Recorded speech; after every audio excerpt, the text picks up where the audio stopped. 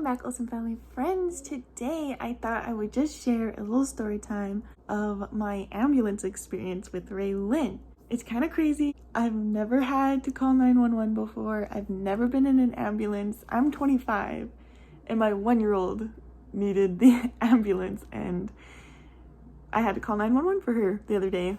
I'm just gonna stay here. It's not a pretty background today, but I thought I would just share a little story time so I can remember, because it was crazy. And at least for me, it was an experience that I've never had before. On Friday, last Friday, I was playing with Raylin and we had just gone to the park and we had come home and she's been teething, so she was kind of fussy, and so I was doing anything I could to keep her from being in a grumpy mood. And I lifted her up by her hands and feet where she's kind of hanging. And I was picking her up and tickling her. My hair was down, so it was tickling her. And I did that 3 times. I'm very gentle with her, so yeah, I wasn't rough. And I put her down and then she just starts crying. And I'm like, what the heck? And crying. So I pick her up and I'm like, are you okay? What's the matter? And nothing I was doing was making her feel better. So I started, I checked her feet and her hands, and I'm like, okay, I didn't hurt them. There's nothing wrong with those. And I kind of checked her shoulders and nothing was wrong. So I put her in her high chair and I was trying to give her food, and she's hysterically freaking out. She wouldn't eat anything. And I'm like, why is this her teeth bothering her this much? I started getting worried. I'm like, did I hurt her? Did I pull on her hand too hard or something? And I'm just trying to calm her down so I could analyze what the problem is. And I was starting to get really worried that maybe her shoulder came out of place or something. So I put her in the bath, because usually that calms her down, and it kind of did, but she kept crying here and there. And I finally got her to the point where she wasn't crying. And I called 811, which is the nurse's line. And as I'm doing that, I'm noticing that she's sitting in the bath with her right arm just hanging across her legs. And I gave her a toy and she'd only reach for it with her left hand. So I'm like, okay. And I moved her arms up with her shoulders, and that didn't seem to hurt her, because she just kept she was crying no matter what I did, and I couldn't see a difference of her cries. And but I could tell she was purposely not moving that arm. So I was like, okay, I've done something. Her arm is out of socket. It must be, because it wasn't hanging, but she was wouldn't move it. She wasn't lifting it. She was just leaving it down. And so I called 811, the nurse's line, and they have been super helpful with me before. I've called them when I need reassurance on something. And one time Raylin had a super bad cold, and I just called for advice or what I need to look out for, that kind of thing. And they're always really helpful. But I called and explained what was happening, and the lady's like, okay, I will transfer you to a nurse, but I'm just letting you know it's a 40-minute wait. So I'm like, okay. And I take her out of the bath, because I now know she's uncomfortable. I need to keep her still. Putting a diaper on her was really painful. I'm assuming because her arm had to lay down on the thing. I'm not sure, but she was freaking out. So I came to the living room, put on Frozen, was holding her, which got her to stop crying. And I texted my dad, and I'm like, okay, I'm on the phone with on the phone with 811. And I'm like, what are they going to tell me? They're probably just going to tell me I have to go to the hospital, or whatever the problem is, I won't be able to fix it. I'll need a doctor. So my dad's like, yeah, I think you should hang up and call 911. Now, also, this was all in the evening. It was about 6 o'clock when I was calling 911, and Christian was at work, so it was just me by myself. So because I assumed all I'm going to be doing is waiting 40 minutes for the nurse's line to say call 911. And I chose to call 911 and ask for an ambulance instead of just taking her into the hospital, because with COVID and everything, I'm I don't want to go into the hospital if I don't need to. And I also don't want to go into the ER and just sit there with my baby. That's, to me, 911 was the best idea. So I called them. And like I've never done that before. Like I don't know, it felt really weird. And so yeah, they said they would come as soon as possible. So I'm expecting like 15 minutes or something. And then I got a call and they were like, we're just letting you know it's gonna be a delay. Okay, if you can hear anything, Raylan's in her crib and I have her on like the monitor and she's playing with the toy. I'll turn it down. She's supposed to be sleeping. Yeah, so the ambulance called and said like they're delayed. And this I understand. Like obviously, if there's people who are having life or death situations, I'm not mad that they're going to help them over us. Like I was like freaking out and I was feeling really bad and I would like cry a little bit and then I'd be like, nope, don't let her see that you're crying. Just because I felt so bad that I hurt her. But I also knew like I was able to keep her still and and she wasn't crying anymore. Like she only cried if she moved her arm. So I was able to keep her still. And it wasn't life-threatening. Like I knew whatever was causing her the pain could be fixed. Like it, I wasn't like putting her life in danger. So it was gonna be okay. No matter what happened, things would still be okay. So the person on the ambulance, like I know that they have to be prepared for anything. So they're like, is there significant amounts of blood? I'm like, blood? No, there's no blood.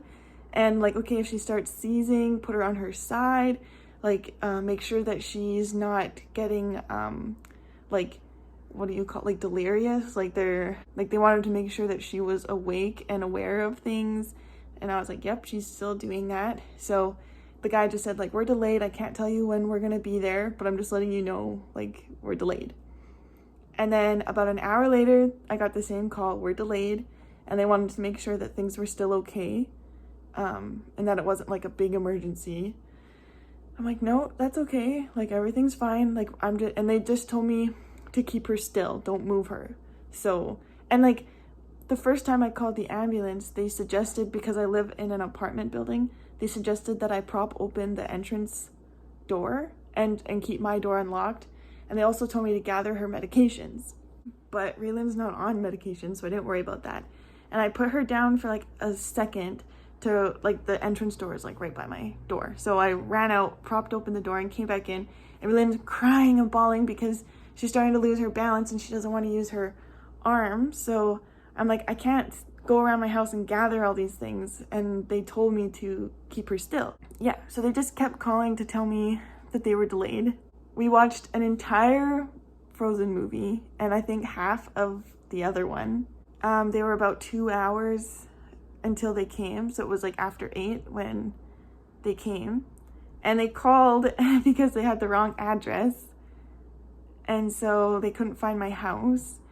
And then I also heard someone close the front entrance because I can hear it from my house. So, which I don't blame them. They don't know why. Like, it's supposed to be a secured building. So if someone's coming home and the door's open, they're going to close it. So I had to tell them that, like, you're going to have to call the directory number to get in. So they're like, okay, we'll be there soon. Like, we're on our way. So I'm holding Raylin and they come to the door and they're like, hello, like, where are you? I'm like, just come through the kitchen. I'm in the living room. And they're like, okay, so what's going on? And like, my daughter, I think maybe her arm popped out of socket.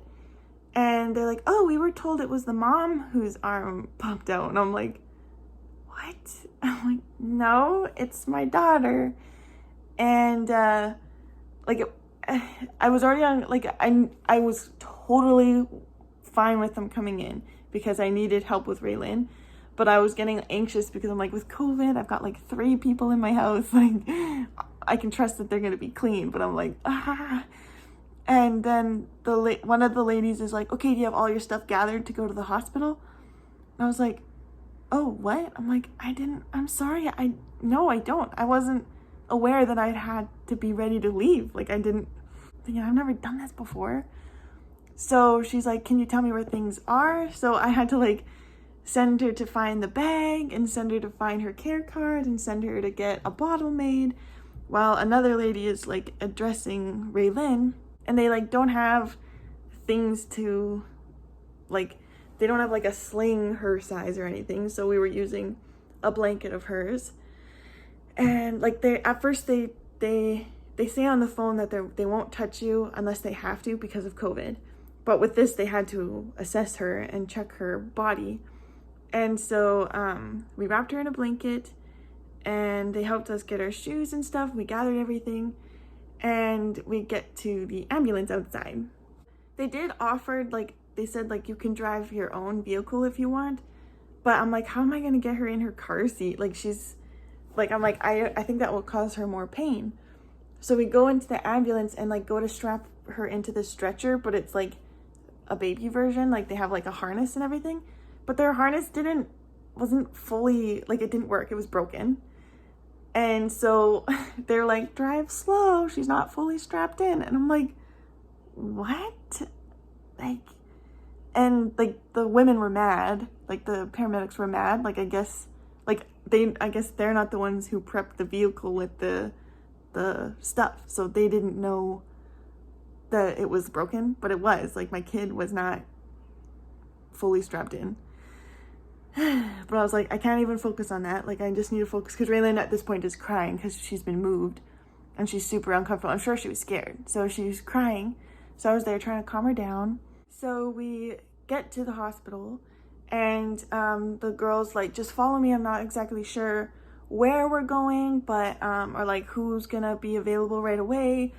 She's like, you might have to wait a little bit. And I was all for, like, I totally understood they were doing the best they could. I was just getting nervous, like, with COVID in a hospital. Like, I don't want to be waiting around. It just makes me nervous. Because ideally, you don't want to go into a hospital when there's a global pandemic going on. Like, that's where the sick people go. So I was getting stressed. They had us, like, in a hallway for a little bit. Not very long, like, at all. And I was playing Frozen on my phone for Raylyn so she wouldn't cry.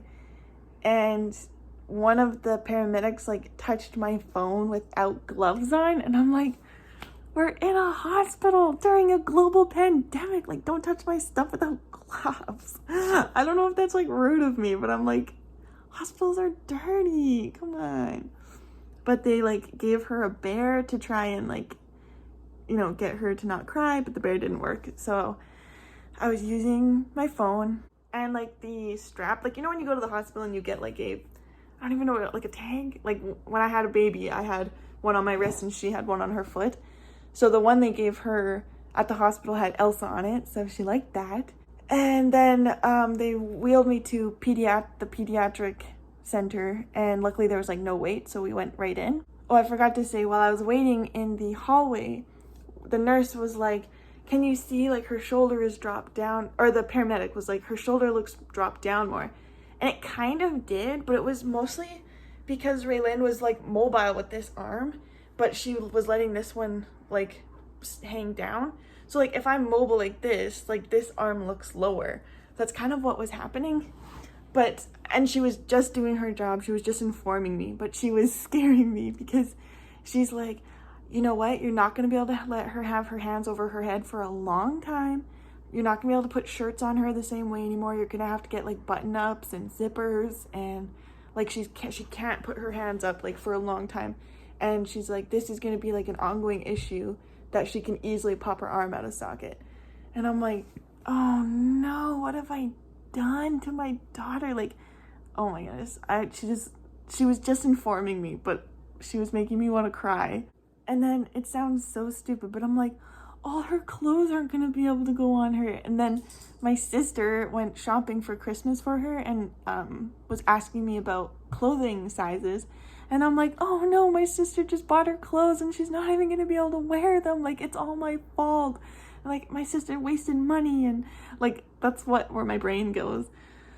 So they wheel us in to the pediatric center and they, like, let me sit down so I can cuddle her. And the doctor comes over. He's like, so what's the problem?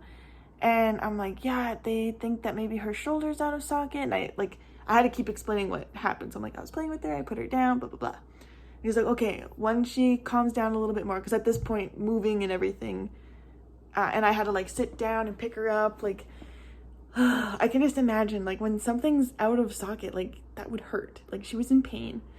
So he was waiting for her to kind of cool down. And then a nurse came up to me and she's like, how's she doing? I'm like, she's okay. And then she's like, how's mom doing? And I'm like, I'm good. And then she walks away and I'm like, I'm like trying not to cry. I'm like, I just told myself, I'm like, keep it together until you get home. When she goes to sleep, you can cry about it. Just keep it together. And I did really good. Like, I don't think Raylan knew I was worried. Like, I just kept being like, hello, my girl, you're so good. I forgot to say too, I'm sorry, I feel like this is like such a scrambled story. But because Christian wasn't with me, I was only in contact really with my parents through all of this. And then once I got into the ambulance, like, I didn't have the time to be texting and calling anybody. And I couldn't call anybody before because I had to keep my phone free for the ambulance to be able to keep calling me back. So I didn't tell Christian anything because I didn't want to text him and be like, hey, Raylan is hurt, without any information to give him, because he works like over half an hour away and he's just going to be stuck there worried without any information. So I didn't want to say anything to him yet. But once I got into the ambulance, I'm like, okay, like, I don't know how long I'm going to be there. What if he comes home after his work and we're not home? Like, he's going to freak out. So I texted my dad. I'm like, I'm sorry, but can you just call Christian and tell him, like, she is completely fine, but the doctor's going to have to put her arm back in place. But, like, you know, like, that part sucks, but she is okay. Like, she's not like this, like, again, like, it's not life-threatening, so, like, he doesn't need to worry, but he just needs to know we're on the way to the hospital. So my poor husband. So Raylan kind of starts to calm down, and the doctor comes back and he starts talking to me while he, like, goes to pick up her arm, and he's like, I think he asked me a question, so I was talking, and then he like moved her arm and he goes, oh, that's it, and she starts crying even more. And I'm like, wait, what? What do you mean? And he's like, I just felt it. He's like, it's a bone. I'm not a doctor, so I don't know exactly, but it's like a bone that, like, if you pull your arm in a certain way, when you're a young, like, baby, the bone can, like, pop out. So it's like a bone that's in a little circle thing, and it will pop out of the circle, and he had to bend it so it would go back. And he's like, I felt it go back. So he's like, she's completely fine. And, like, Raylan started calming down. Like, it was obvious that the pain was gone. Like, and she was able to move her arm. She started moving her arms. I'm sure it hurt going back, so that's why she was crying again. And I was like, all the, like, worry was like, because he was like, it could happen, like, so easily. He's like, it's nothing like you were playing rough. He's like, it literally is just so easy for it to happen. And I'm like, oh, okay. And he's like, she's completely fine now. Like, you don't need to worry about anything. So I, like, double checked. I'm like, okay, the nurses were worried, like, if it was her shoulder, I'd have to worry about clothing. And he's like, nope, you don't have to worry about that. He's like, I know they thought it was her shoulder. He's like, it wasn't. It was the bone near her elbow. I'm like, oh, okay. So that was it. That's all it was. I'm not saying it didn't hurt her. It was scary and it hurt her and it sucked. But I was feeling like, it wasn't my fault. And she's like, it's not something that's gonna be an issue for, you know, months and years to come. Because that's kind of what they were saying with the shoulder, was like, I've created a problem. So they let me have Raylan in the room until we could get someone to come pick us up, which is like another thing that I never even thought of, was like, how do we get home? And luckily Christian just left work.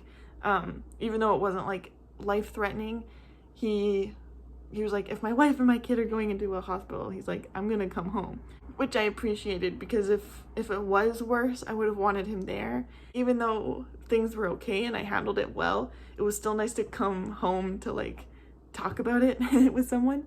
He ended up coming to pick us up and taking us home, and Raylan was, like, totally fine. Like, while we were waiting in the room, she's, like, playing and, like, wiggling and, like, giggling. Like, she was, like, the pain was gone and she was, like, feeling great. So yeah, then we came home. I called my parents and just let them know, like, everything's fine. And a few people I know had said that happened to their kids. And someone I know, they actually said, like, it happened a lot. That's the only downside to this, is it's, like, nobody's fault. It can happen really easily, but that just means that it could happen again. Like, we like should be prepared that it could just happen again, because it can happen so easily. And the downside is she's got to go to the hospital to get it fixed. Like, I can't fix it. So fingers crossed it doesn't happen again, but it could. And so at least I know that it's not as severe as like a shoulder. And like I said, it was good to know that it wasn't me who created the problem. I mean, it kind of was, because we were playing and I pulled on her arm, but he was like, it could be the simplest movement that makes that happen. So yeah, because I was like, really like, I'm careful, how did I hurt her? And I felt so bad that I hurt her. That was a good outcome to something that felt very scary. And then my poor brother, he works with my husband, and so my husband leaves to like be with me, and they go up to my brother and they're like, just so you know, like, your niece is headed to the hospital, you better talk to your family. And my brother's like freaks out. And he told me that. I'm like, what? Why would they do that? Like, you don't tell someone's heading to the hospital without any like information to back it up. It wasn't anything severe. He didn't even need to know about it if he didn't like it. I felt so bad that someone did that. Like, they like scared him for no reason. So that's my ambulance story for Raylyn. I still think it's just crazy that like she's 1 and she's been in an ambulance and popped out her bone. Like, I'm 25. I never was in an ambulance. I never needed to call 911. Oh my gosh, my cat's going crazy. And like, all I ever got was 3 stitches in my hand and glass taken out of my foot. Like, that's the extent of my injuries and needing a hospital. Like, I've never broken a bone, anything. So like, it was just a part of me is like, please don't tell me that this is just like she's gonna be one of those kids who are in the hospital all the time, like breaking things. And anyway, that's the story. Thank you for watching, and like and comment down below. Has this happened to any of your kids? Apparently it's like a thing and I didn't know about it, but a lot of people have had that happen with their kids, and like, it sucks. But yeah, if it's this common, I never heard about it. So has it happened to you guys?